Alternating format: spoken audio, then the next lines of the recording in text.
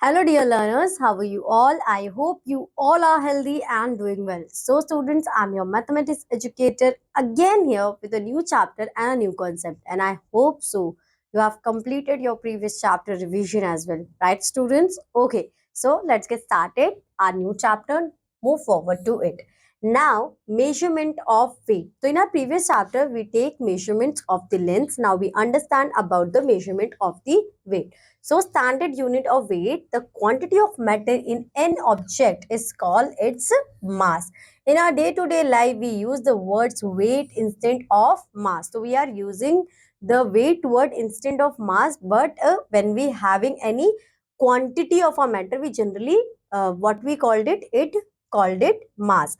A balance is used to weigh things. The things to be weighed, it's put in one pan and of the above of the balance and blocks of iron weights are put in the other pan of the balance. So we use grams, kilograms, standard units to find out how heavy the things are. So you generally seen this object in your nearby sabji thela, in your shopkeeper's shop.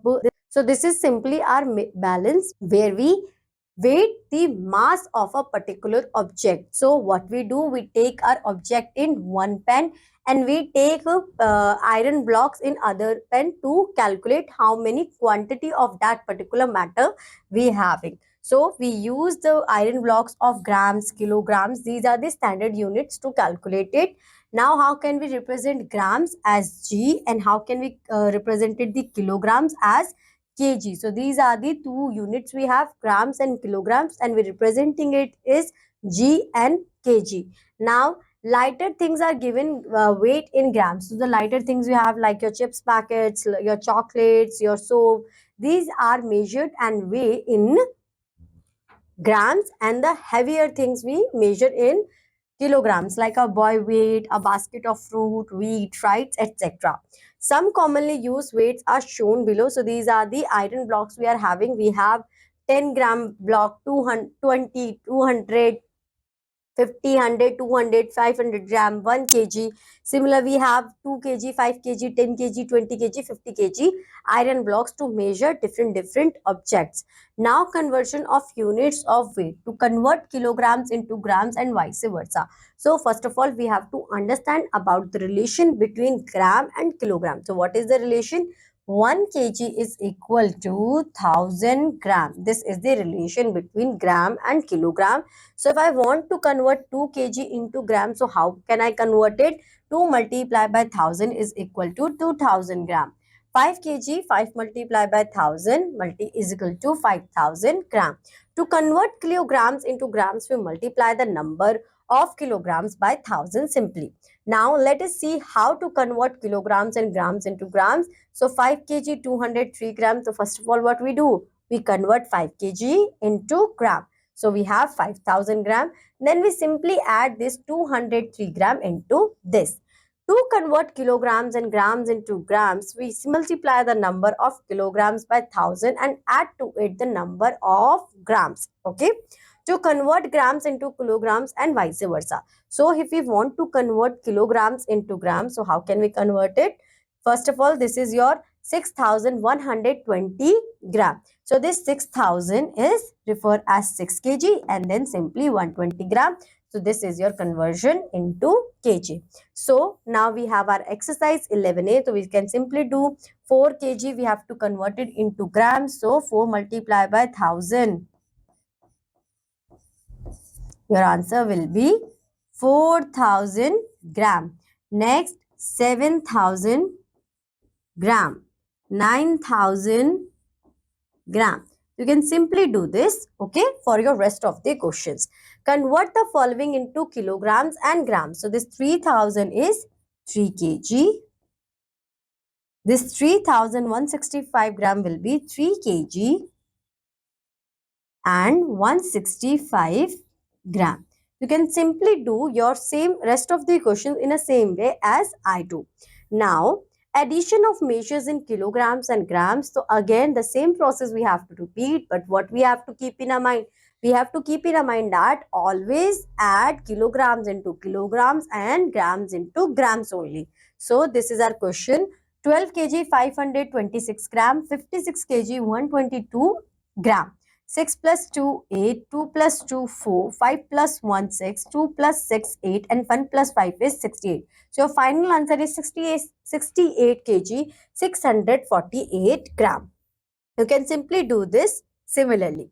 Write the number of grams as 3-digit number. For example, we write 6 gram as 006 and 58 gram as 058 gram. By expressing grams as 3-digit number, we may add such measures as ordinary numbers. So in this, we have to add 52 kg, 314 kg, 21 kg, 260 gram and 16 kg and 138 gram. So first what we do, we take the gram portion separately and kilogram portion separately and simply do our addition portion over here and we got our answer. Now this is our question.